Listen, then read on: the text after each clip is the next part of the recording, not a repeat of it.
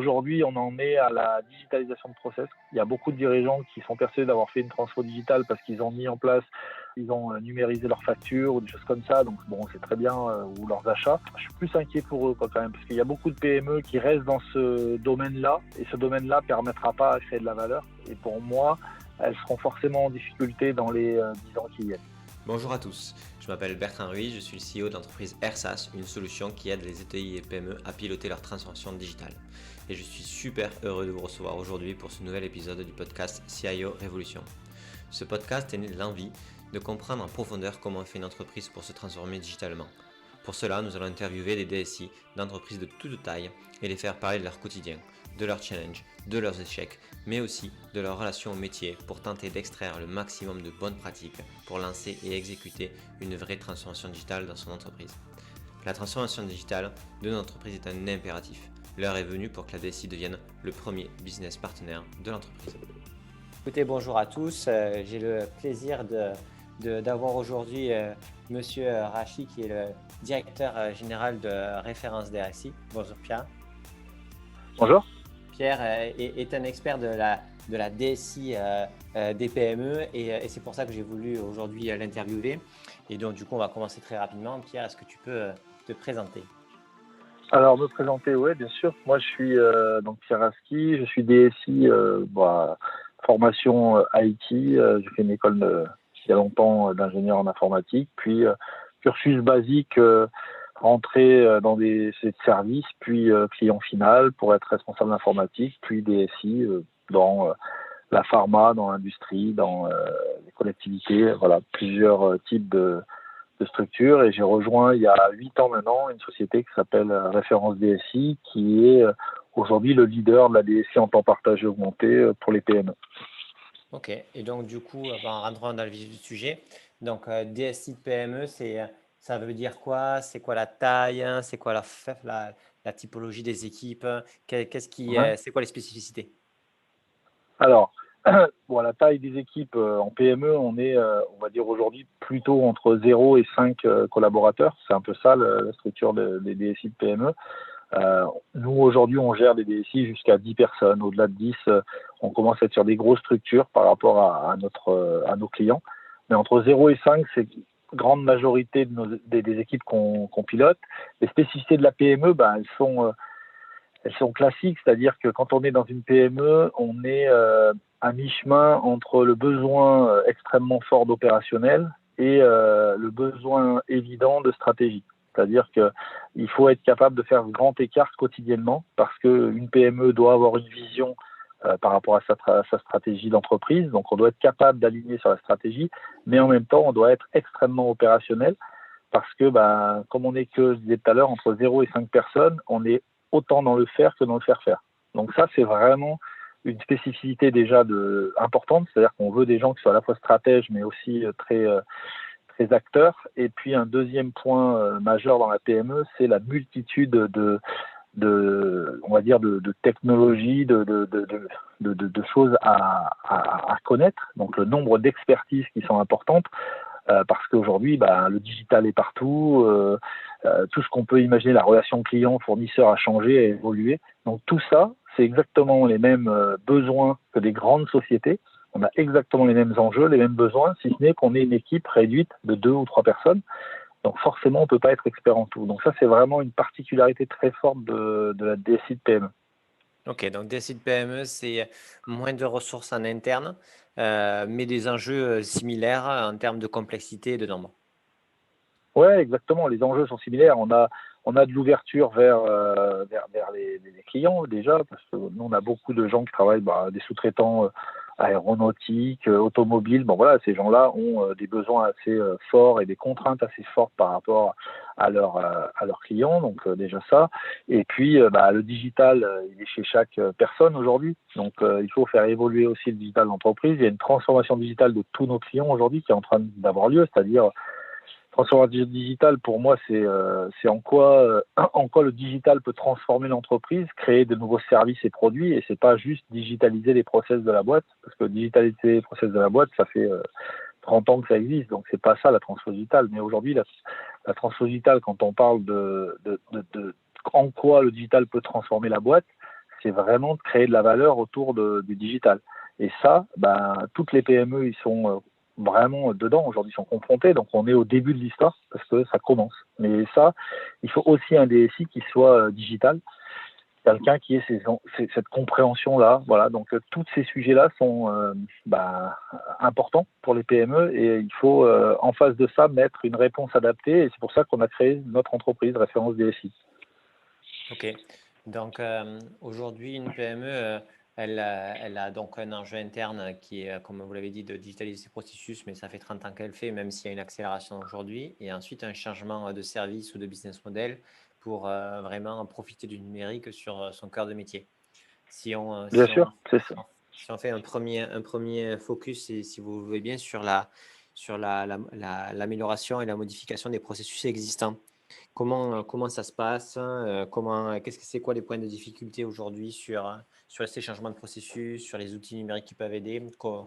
Pratiquement, avec des exemples, est-ce qu'il y a un retour spécifique à faire là-dessus? Alors aujourd'hui, on accompagne énormément de digitalisation de processus. Quels sont les problèmes? Les problèmes, il y en a pas tant que ça, si ce n'est par moment le manque de compétences internes, parce que il y a des vrais besoins. Si je prends digitaliser des circuits financiers, pas toutes les PME ont aujourd'hui un directeur financier ou un contrôleur de gestion. Elles ont encore certaines avec des difficultés de compétences là-dessus. Voilà, donc ça c'est déjà un des premiers freins. Et puis après, il y a surtout le temps homme, c'est-à-dire que nous, nos clients aujourd'hui, moi, en tout cas, c'est comme ça qu'on voit notre marché. Le marché de la PME en France, c'est celui qui tire la croissance. Et tous nos clients sont en croissance. Donc, on a des gens qui ont une activité extrêmement forte et ça veut dire mener de front beaucoup de projets de digitalisation en plus de leur métier actuel. Mais on est totalement dans ce cycle-là. Si je prends des exemples, il y a, moi, je discutais la semaine dernière avec une entreprise qui fait de la gestion de déchets dangereux. La gestion de déchets dangereux, c'est aujourd'hui, c'est comme ça que c'est fait au niveau de l'État. C'est des papiers carbone sur lesquels les gens commencent à saisir un papier, puis quand ils arrivent, ils récupèrent le document, ils le transmettent à ceux qui donnent le déchet, ils vont remplir une partie des documents, puis ce papier revient re-signé par l'entreprise, puis on l'emmène dans la zone de traitement qui est re-signée sur le carbone. Ça, c'est aujourd'hui, c'est comme ça que ça se passe aujourd'hui au quotidien. Donc c'est évident que tous ces gens-là ont une folle envie de pouvoir digitaliser ces choses pour en faire des choses qui soient légères pour les gens, parce qu'une personne aujourd'hui qui conduit son camion et qui va relever les déchets, elle se dit qu'il y a sûrement des choses plus simples pour lui que d'avoir un papier carbone 5 exemplaires à faire signer et à garder tout le temps, puis ensuite le conserver dans un classeur. Voilà. Donc ça, c'est exactement des sujets qu'on a je sais pas tous les jours, mais quasiment tous les jours. Ok. Et les points de difficulté pour quand vous arrivez dans une PME, c'est quoi? C'est la compréhension des problématiques, c'est la recherche de solutions, leur mise en place. J'essaie de comprendre les éléments qui font que c'est vraiment complexe ou dans tous les cas difficile d'opérer ce changement. En fait, la plupart du temps, les PME, quand on rentre, elles ont l'habitude de travailler en choisissant un outil et en se disant comment cet outil va répondre à mon besoin. Et rarement dans le sens inverse. C'est-à-dire que notre vision, on parle de système d'information et notre vision, c'est de dire que on part d'une stratégie d'entreprise, on comprend le métier, les processus et à partir de là, on va décliner les applications et les infras. C'est dans un mode descendant qui semble assez évident parce que c'est le métier qui impose les solutions et non l'inverse. Et aujourd'hui, quasiment tous les gens qu'on a accompagnés, vu qu'ils n'ont pas de DSI en interne, ils sont livrés un peu à eux-mêmes et donc ils sont confrontés à l'échange avec des vendeurs de solutions. Et à chaque fois, ils ont acheté une solution qu'ils ont essayé de tourner, de transformer, de tordre un peu le cou pour réussir à en faire un outil métier. Et c'est ça, en fait, leur principal problème. Souvent, c'est ça, c'est de pas être en compétence suffisante sur le système d'information et d'être plutôt aujourd'hui, ils connaissent l'informatique, donc serveur, PC, application, mais ils ont beaucoup plus de mal quand on leur parle au début de piloter le système d'information, vraiment les flux informatiques. Donc en fait, quand nous on est en contact avec un dirigeant, on va se mettre à ce niveau de stratégie et de métier, et là ça lui simplifie la vie parce que nous on est vraiment la personne qui va transcrire son besoin métier et stratégie en besoin informatique. Et ce lien-là, c'est vraiment ça qu'ils recherchent en nous. Alors que jusqu'à maintenant, c'était plutôt des gens à qui on disait, t'as un problème, il va te falloir telle solution. Et en fait, à chaque fois, ils partaient d'une solution pour remonter au métier. Ça, en tout cas, c'est ce que j'ai vu dans toutes les PME dans lesquelles on a intervenu, quasiment toutes. C'est-à-dire des ERP à qui on a tordu le cou, des systèmes de gestion multiples et variés qui communiquent entre eux avec des Excel de partout, de la ressaisie. Enfin, voilà, ça, c'est le quotidien d'une PME aujourd'hui. Ok, donc vraiment l'enjeu principal, c'est acculturer les métiers dans le sens où leurs processus doivent être au cœur de la réflexion et que c'est de ces processus métiers cibles qu'on va rechercher les outils. C'est exactement ça. Nous, notre vision, c'est déjà de créer toute une équipe métier. Enfin, on va travailler avec les métiers pour comprendre leurs enjeux, leurs problématiques. Quand on rentre dans une entreprise, la première chose qu'on fait, c'est on va dire un audit, mais quelque chose d'extrêmement léger. On va pas passer 7 mois à faire un audit. Notre volonté, c'est d'avoir la bonne compréhension des enjeux métiers et d'en écrire la bonne feuille de route. Et que cette feuille de route soit comprise par les métiers et partager avec elle pour qu'on puisse la mener et transformer l'entreprise. Et vraiment, c'est cette volonté-là qu'on a de créer un lien fort avec les métiers pour être au service des métiers et non pas vu d'une autre façon. Dans la PME, jusqu'à maintenant, l'informatique était plutôt vue comme une contrainte. Là, nous, depuis qu'on travaille pour des PME, on devient vraiment une solution. On devient des gens qui sont des aidants, des facilitateurs, on crée de la valeur. Voilà, ça, c'est vraiment ce que moi, aujourd'hui, tous mes DSI qui travaillent chez Référence DSI, c'est chaque jour, je pose cette question-là. Quelle valeur je crée chez mon client? Comment je peux créer de la valeur? Comment je peux créer plus de business? Et pour faire ça, forcément, il faut être au cœur du business de l'entreprise. Il faut comprendre le client, il faut comprendre ses enjeux. Et ça, c'est vraiment, pour moi, on part toujours de ce postulat-là pour réussir à faire de la DSI. Et pour la PME, c'est ça qui est, moi, ce que je trouve fantastique, c'est que on a cette possibilité-là sur la PME. On a la possibilité d'être proche du dirigeant, proche des métiers, de comprendre. Voilà, et ça, c'est extrêmement, déjà, c'est valorisant même pour nous. Pour moi, c'est très intéressant de comprendre le métier de l'entreprise de façon opérationnelle, savoir quels sont les enjeux de chacun et de pouvoir apporter des solutions. Ok, très très clair, très très clair. Ça me paraît hyper pragmatique aussi dans l'approche et dans le gain pour l'entreprise. Est-ce que quand vous êtes intervenu et quand vous avez vraiment travaillé, la maturité de l'entreprise a vraiment passé un cap et où derrière, quand vous, peut-être vous êtes moins présent, on ne retombe pas dans les vieilles habitudes? Alors, tout dépend de différents accompagnements. Nous, aujourd'hui, notre modèle, c'est d'accompagner de la PME sur du moyen long terme, mais plutôt on fait du temps partagé. Donc temps partagé, ça veut dire qu'on travaille entre 1 et 2 jours par semaine chez le client. Et donc ça, c'est des fois des durées qui sont de l'ordre de 4, 5, 6 ans, parce qu'en fait, on est sur un accompagnement par rapport à la croissance. En fait, la problématique de la PME, par rapport à une PME en croissance, sa problématique, c'est de savoir où elle sera demain. Donc elle se dit, je vais avoir des besoins très forts dans 2 ans en système d'information, donc j'ai 2 choix. En gros, le premier choix, je recrute un DSI très bon, très bien, très costaud, et dans 2 ans, ça sera exactement celui que je devrais avoir, parce que dans 2 ans, je serai à telle taille.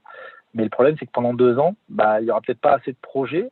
Premièrement, peut-être que ce DSI va s'ennuyer, va pas forcément adhérer et va partir. Donc, on a déjà cette problématique. Ça, c'est des sujets qu'on croise souvent, des DSI qui quittent leur poste parce qu'ils n'ont pas assez de projets.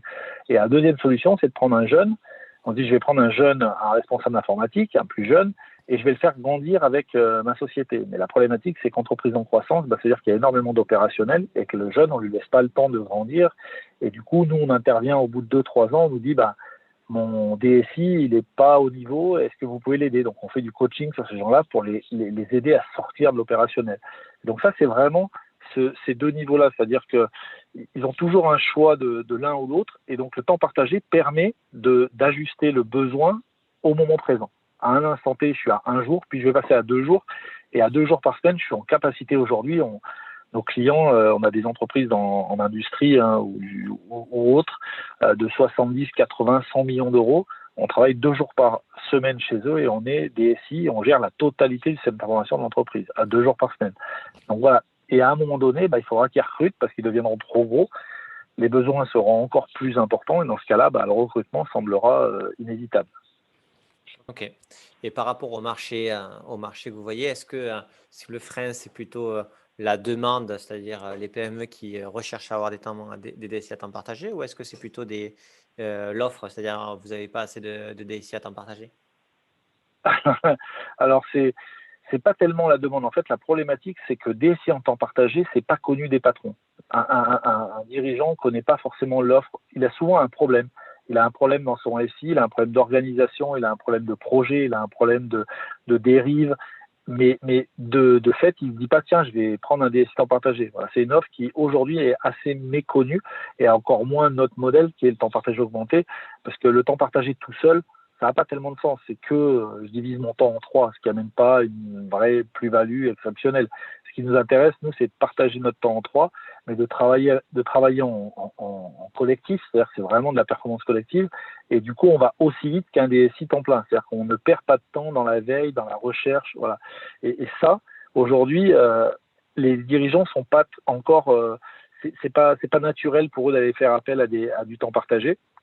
Après, les ressources, bah, évidemment qu'elles sont les bonnes ressources en SI sont rares, bon, tout le monde le sait.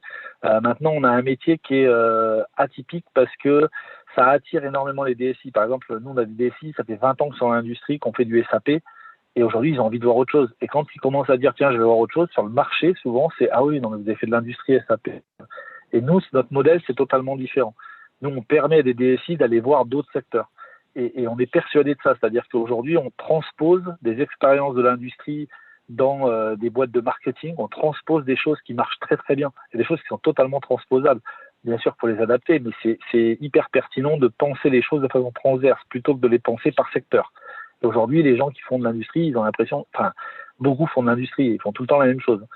Nous, on est persuadés que c'est intéressant de partager ces expériences et de les mettre en commun. Ok, très clair. Et dernier point sur la compréhension du marché en fait et de l'enjeu sur les opérations et les outils.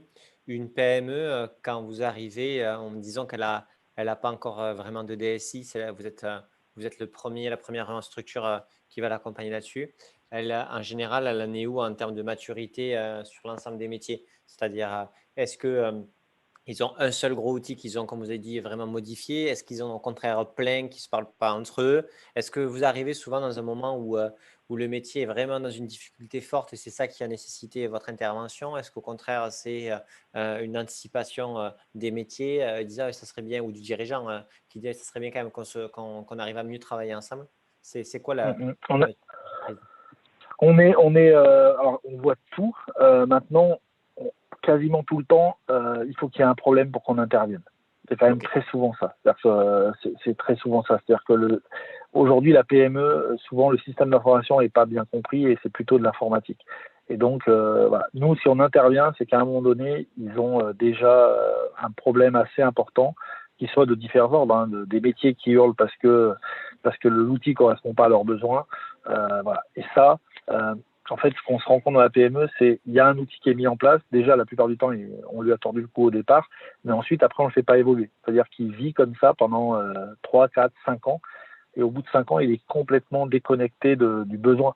Donc ça, soit c'est un gros outil qui est complètement à l'ouest par rapport aux besoins, soit on a aussi on a beaucoup de PME qu'on accompagne où on arrive et il y a une multitude de solutions dedans et qui communiquent entre elles tant bien que mal, c'est-à-dire avec des fichiers à plat, avec de la ressaisie, avec ça on en a. Voilà, nous dans notre méthode d'audit, on s'amuse souvent à représenter les processus de l'entreprise et dessus on vient poser dessus les outils pour montrer comment sont traités ces processus. C'est assez flagrant quand on arrive de montrer le nombre d'Excel qui se propage de partout. Il y a du Excel dans tous les sens et c'est pour beaucoup de PME, Excel est un peu le RP maison. Non, mais nous, ce qu'on dit, c'est que quand on voit plusieurs fois le même Excel dans plusieurs entreprises, c'est qu'il y a forcément une solution à créer parce que c'est qu'il y a un vrai problème. C'est C'est très ça, clair. c'est quand même un vrai sujet. Après, le dirigeant, on a quand même des clients, de dirigeants qui ont une vision extrêmement claire, précise, ils savent où ils veulent aller, ils nous convoquent en disant voilà ce que je veux faire, voilà où je veux aller, voilà comment je veux transformer la boîte. Voilà, ça arrive. Hein. Là, je donne un peu des caricatures, mais Bien souvent sûr. quand même, on intervient sur des problèmes. Non, non, mais c'est important de comprendre aussi quel est l'élément qui déclenche en fait l'envie de mieux maîtriser son système d'information. C'est-à-dire que Bien sûr. aujourd'hui, c'est on y arrive sans, donc on avance, on avance. On n'anticipe pas forcément le fait que ça pourrait nous aider, ça pourrait marcher beaucoup mieux si on ne le faisait pas de cette manière-là et que ça nous apporterait la valeur. On prend un mur ou dans tous les cas, on a un problème spécifique, on demande un soutien. Et là, dans ce cadre-là, on se rend compte qu'on pourrait générer plus de valeur que juste répondre à notre problématique initiale. C'est un peu ça ce que je comprends. Exactement. Ah bah bien sûr, c'est sûr. Mais après, on est vraiment, voilà, le vrai sujet sur ces PME, c'est ça, c'est de se dire qu'elles avancent un peu tout doucement par obligation. Donc, nous aujourd'hui, on intervient des fois sur des sujets qui n'ont rien à voir, on va dire, directement avec un DSI. C'est-à-dire qu'on intervient à un moment où il y a un problème de sécurité. Les gens, ils ont un gros problème de sécurité. Ça a été, ils se sont fait ils ont eu un problème, on va intervenir on va aller bien au-delà de la sécurité. On va essayer de comprendre comment tout ça est géré. Et souvent, on se rend compte que c'est pas un problème de sécurité physique, c'est un problème de sécurité déjà dans la maturité du personnel, des gens à travailler. Et on va remonter sur les process, on va remonter sur le métier. Et là, voilà, on est vraiment sur des enjeux des problèmes qui peuvent être divers et variés. C'est pas tout le temps des problèmes techniques ou métiers, ça peut être vraiment des problèmes purement sécurité. Ok. Donc, du coup, vous avez, en général, vous arrivez sur une problématique. Cette problématique, elle est liée au métier, au fait qu'il y a quelque chose qui ne marche plus. Vous avez fait votre bilan, vous avez solutionné cette problématique. Là, vous allez commencer à apporter de la valeur sur le côté comment on pourrait améliorer encore plus les choses et le mieux. Et là, on arrive sur le numérique, pas forcément comme une modification ou une amélioration d'un workflow, mais dans la création de valeur autre. Bien sûr, Comment, bien sûr. comment ça se passe entre les deux? C'est quoi? Qu'est-ce qui change? Comment? Parce que là, c'est le DG qui prend. Est-ce qu'ils ont un responsable marketing? Comment ça se passe? Alors, alors nous, chez Référence DSI, on a été confronté à ça il y a 4 ans, 5 ans maintenant. Et en fait, on est persuadé que la transformation digitale d'une boîte, elle passe par le marketing. Enfin, on est obligé, hein, à créer des offres et des services, il faut qu'il y ait du marketing dedans. Donc nous, on a créé une deuxième entreprise qui s'appelle Référence DMD, qui accompagne les entreprises dans cette notion de direction marketing et digital. Et donc, on a créé ces deux structures pour réussir à faire communiquer des gens du marketing et des gens du système d'information. Et aujourd'hui, on travaille main dans la main pour arriver à créer de la valeur chez le client en transformant son offre et son service. Et là, on va vraiment être dans cette approche-là. Enfin, il y a énormément de cas divers et variés, hein, je pourrais donner, mais après voilà, nos clients n'aiment pas trop qu'on parle d'eux, mais il y a des gens, des boucheries, par exemple des boucheries à Paris, où le dirigeant nous disait qu'il était âgé, que sa clientèle était âgée. Quand je dis un réseau, ça, un très beau chiffre d'affaires, hein, une grosse entreprise, et tous ces clients, ils me disaient ils ont mon âge. Et ma clientèle, elle réduit parce que j'en perds au fur et à mesure, ils décèdent et voilà, et à un moment, ça va plus marcher. Et il a voulu transformer, donc lui, il est à la retraite, enfin, très âgé, et il a voulu transformer sa boîte en disant, faut que j'intéresse les jeunes. Et on a totalement repensé sa société pour arriver à une franchise, un réseau de boucheries qui amène de la traçabilité de la viande jusqu'à d'où vient, de quel éleveur. Donc, il a créé une plateforme avec les éleveurs. Enfin, il a créé tout un système qui permet à des jeunes de savoir exactement où la viande a été élevée, de quelle manière elle a été élevée, comment, etc. Derrière, il a mis en place du click and collect, il a mis de la livraison. C'est vraiment, il a transformé totalement son modèle à la fois de vente, mais aussi de sourcing de matière, voilà, et aussi RH, c'est-à-dire qu'il a mis en place aussi tout un espace qui permet, les bouchers sont des denrées rares, moi je savais pas, mais il paraît que c'est très compliqué de recruter des bouchers, et il a mis en place pour que ces bouchers puissent faire des heures sup entre ces boucheries. Il a mis voilà, on est parti sur chaque axe en quoi le digital pouvait transformer le métier. Et on a explorer chaque axe. Voilà. Et donc, c'est comme ça qu'on a réussi à transformer toute cette entreprise-là en une entreprise totalement différente, moderne et beaucoup plus attractive. Ok, super intéressant. Donc, vraiment, là, la capacité de changer l'entreprise par le numérique, mais pas sur ses métiers, pas sur ses processus, mais vraiment sur l'offre. Ça se passe, Mhm. vous avez créé une entité à côté pour accompagner marketingement sur ces enjeux-là. OK. C'est ça, on est obligé en fait. On peut pas se limiter à la transformation digitale, elle est obligatoirement transverse. On peut pas Ouais, se non, mais dire c'est sûr, c'est sûr. que la DSI va porter la transformation digitale et je ne crois pas non plus que le CDO sur une PME puisse porter une transformation digitale. C'est vraiment par la maturité des métiers, la culture qu'on va leur donner, l'envie, l'appétence, parce qu'il faut qu'ils aient de l'envie, une appétence à ça. Et quand on arrive à engager les métiers dans cette volonté de digital, et ben forcément, c'est eux qui vont créer les solutions, c'est eux qui vont repenser leur métier par rapport au digital, et là, on arrive à créer une transformation. Et c'est ça, la transformation digitale. Et en aucun cas, on voit très souvent où on nous parle de digitaliser des processus. Enfin, digitaliser des processus et mettre des serveurs dans le cloud, c'est pas tout à fait ce qu'on appelle une transformation digitale. Non, non, mais très clair, très très clair. Et, est-ce que dans la création de valeur, euh, il n'y a pas avant l'étude marketing directe des métiers qui, eux, voulaient faire des choses déjà, mais qui n'ont pas été en capacité d'exécuter parce qu'ils n'avaient pas les ressources pour créer ces services-là ou les tester. Et donc, du coup, euh, le fait de dire, bon, on va retravailler ça au niveau stratégique avec le DG et avec une autre entité, ça ne les frustre pas les métiers de ne pas être moteur de ça parce qu'ils sont toujours dans le run et sous l'eau. Comment vous gérez le fait que le métier qui, lui, veut créer aussi des choses nouvelles n'a pas forcément le temps de le faire? Ah bah ça c'est ça c'est aussi dans la transformation et dans l'échange qu'on a avec la direction. Nous, notre modèle, on est assez exigeant aussi avec nos clients sur l'organisation qu'ils veulent mettre en place. C'est-à-dire que il suffit pas d'avoir des ambitions et d'avoir des envies. Si derrière on met pas les moyens qu'il faut pour se transformer, on pourra pas y arriver. Donc il est évident qu'il faut identifier déjà les bonnes personnes, ceux qu'on a envie. C'est ce que je disais tout à l'heure, il faut que les gens aient envie de se transformer. Donc nous, s'il y a des métiers qui ont déjà essayé, qui ont déjà eu envie, mais qui n'ont pas eu le temps, on va essayer de trouver le moyen en termes d'organisation pour leur délivrer du temps et pour pouvoir se mettre dans ce modèle-là. Mais c'est une évidence que ces acteurs-là qui sont moteurs, il faut surtout pas s'en priver. Donc ça peut pas être fait sans eux. En tout cas, ça Non, c'est non. notre façon de travailler depuis longtemps. Oui, non, c'était pas le fait de dire que vous vouliez faire sans eux, c'était juste pour savoir comment vous y arrivez à les sortir aussi eux du run, parce que ben, en tant que métier, ils ont à produire aussi tous les jours et des fois, Ouais, bien sûr. être en capacité d'investir son temps, c'est pas évident. Mais Ça d'ailleurs, on a le même problème même problème sur un projet ERP classique. Nous, on a des dossiers où on accompagne une mise en place d'un ERP sur l'appel d'offres et il y a des dirigeants qui nous disent bon bah telle personne c'est lui qui va faire ça, telle personne et on dit mais cette personne-là il faut lui libérer 30% de son temps. Comment on va faire? Ah, elle me dit ah non mais 30% on peut pas. Donc si on peut pas on fait pas de projet ERP. Enfin, je veux dire après il faut une organisation, il faut déléguer, il faut trouver. C'est et ça, évident dans vous y tous ces arrivez projets-là. parce Ah que ouais vous bien arrivez à sûr, convaincre le DG que sans. exactement.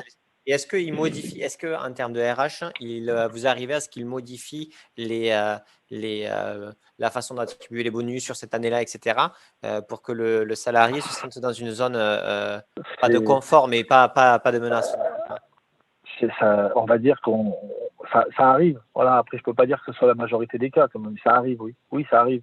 Après, on a aussi vous avez aussi, enfin, faut se rendre compte de la maturité des dirigeants. Vous avez énormément de dirigeants qui sont extrêmement bienveillants avec leurs collaborateurs. Et prendre soin de leurs collaborateurs, c'est évident pour eux.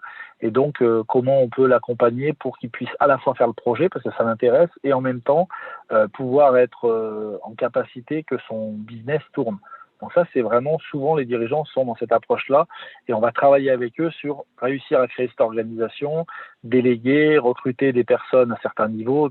En fait, on va déléguer des tâches et on va déléguer de plus en plus bas. C'est un peu ça l'idée. Mais on repense une organisation et donc forcément, on repense aussi l'attribution de certains bonus. Après, vous avez voilà aussi des endroits où c'est plus compliqué à faire comprendre que les gens peuvent pas travailler de 6 heures du matin à 22 heures le soir. Non, non, mais bien sûr, ce que je veux dire, c'est est-ce que ça vient sur la table des négociations? C'était Ça surtout. arrivé, oui, c'est arrivé. Non, c'est arrivé, bien sûr, c'est arrivé, mais c'est plutôt rare. C'est pas tellement sur cette notion de bonus, elle arrive, mais pas, c'est pas là-dessus. En fait, souvent les métiers sont très intéressés pour participer au projet. Le seul Même crainte, si, c'est la même si surcharge. sont, même, ouais, la surcharge, mais ok. Ouais. Est-ce que les métiers dont on parle ont un variable à la base? C'est surtout ça, en fait, la question. Oui, oui, quasi, Oui. bah, Et, et, enfin, et, assez souvent quand et, même. et eux, c'est pas un frein pour eux si on leur rajoute du travail en plus et qu'on ne prend pas en compte leur, euh, leur surcharge. C'est... si, mais non, mais bien sûr que si. On a toutes ces questions-là quand on lance un projet URP, quand on lance un projet de transformation digitale, on a toutes ces questions-là. Et il faut traiter toutes les objections. Donc, il faut traiter tous les sujets, il faut les engager, il faut les amener, il faut que le dirigeant soit prêt à les écouter, à proposer des solutions. Voilà, mais chaque client, chaque projet, pour nous, c'est un cas différent et il faut s'adapter à ça. Mais oui, bien sûr, on a tous les. Mais ce que je voulais dire par là, c'est qu'il y a c'est pas tous les métiers qui sont en attente simplement d'impact sur leur bonus ou sur leur salaire. C'est souvent des gens qui sont très intéressés par comment eux ils vont pouvoir transformer leur métier, comment eux ils vont pouvoir interagir dans ce projet, comment ils vont pouvoir arriver à la solution qu'ils veulent mettre en place. Voilà, c'est ça qui les intéresse beaucoup plus que l'impact bonus ou autre. Non, bien sûr, mais c'était pas tant, c'était juste pour pas que ce soit une objection ou un frein. Parce qu'on a Ouais, bien sûr. la Après, transformation, c'est bien, ça en est certaines manger, fois. c'est mieux. Non, non, mais c'est évident, ça en est quelquefois. Après, nous, on a des projets qu'on a refusés parce que vous avez un dirigeant qui m'a dit, bah, mes mecs, soit ils font le job, soit ils seront plus là. Je dis, bah, moi, en tout cas, c'est pour moi qui ferai ce projet, quoi. Voilà, ça, c'est pas notre façon de travailler. C'est-à-dire, mettre de la charge sur de la charge, on est sûr que ça marchera pas. Enfin, je veux dire, et moi, j'ai pas du tout envie moi, mon entreprise, le maître mot, c'est qualité, c'est réussir, réussir, qualité. Si j'ai pas du tout envie de me dire qu'avant de commencer le projet, je sais déjà qu'il va se planter. Parce que dire à quelqu'un de toute façon tu feras le job sur un projet de transfo, ça marchera pas. Clairement, clairement, clairement. Et de manière un peu plus macro ou lointaine, c'est quoi votre perception, mais je parle pas que de toi, mais vraiment de tout ton groupe, sur le futur des PME dans les 5 prochaines années et la rapidité à laquelle elles sont en train de se numériser, se digitaliser par rapport aux difficultés qu'elles ont. C'est un rapport positif, c'est un rapport encore complexe, ça va mieux, c'est encore compliqué. Moi je dirais que c'est encore compliqué. On a, je pense qu'on a quelques années de retard sur cette transformation digitale. Aujourd'hui, on en est à la digitalisation de process que je disais tout à l'heure. Il y a beaucoup de dirigeants qui sont persuadés d'avoir fait une transfo digitale parce qu'ils ont mis en place, ils ont numérisé leurs factures ou des choses comme ça. Donc bon, c'est très bien, ou leurs achats. Et ils sont persuadés d'avoir fait la transformation digitale. Donc moi, là où je suis assez, je suis plus inquiet pour eux quoi, quand même, parce qu'il y a beaucoup de PME qui restent dans ce domaine-là, et ce domaine-là permettra pas à créer de la valeur. Et pour moi, elles seront forcément en difficulté dans les 10 ans qui viennent. Voilà, ça c'est un point essentiel. Pour moi, celles qui n'auront pas en tout cas imaginé leur transformation digitale pourront être amenées à avoir quelques sujets majeurs de survie, quoi, parce que c'est ça à un moment donné. Hein, les PME, la croissance est tellement importante souvent que quand on se transforme pas, ça devient compliqué. Voilà. Et là, je pense que c'est ça l'enjeu principal, c'est de prendre conscience de ces enjeux de transfo digital dans une entreprise. Et la plupart du temps, ils sont pas aussi évidents que ça pour un dirigeant. Parce que en tout cas, les gens avec qui côtoient, soit c'est des grandes, on parle un peu trop théorique pour eux. C'est-à-dire que moi, quand je donne mon exemple des boucheries, les dirigeants ils me disent ah mais c'est génial, c'est exactement ça que je veux. Et là, on leur parle opérationnel. Ils ont compris ce que c'était qu'une transfo digitale. Et la plupart du temps, on leur parle de grandes phrases qui sont très théoriques, ou alors on leur parle de digitalisation de process.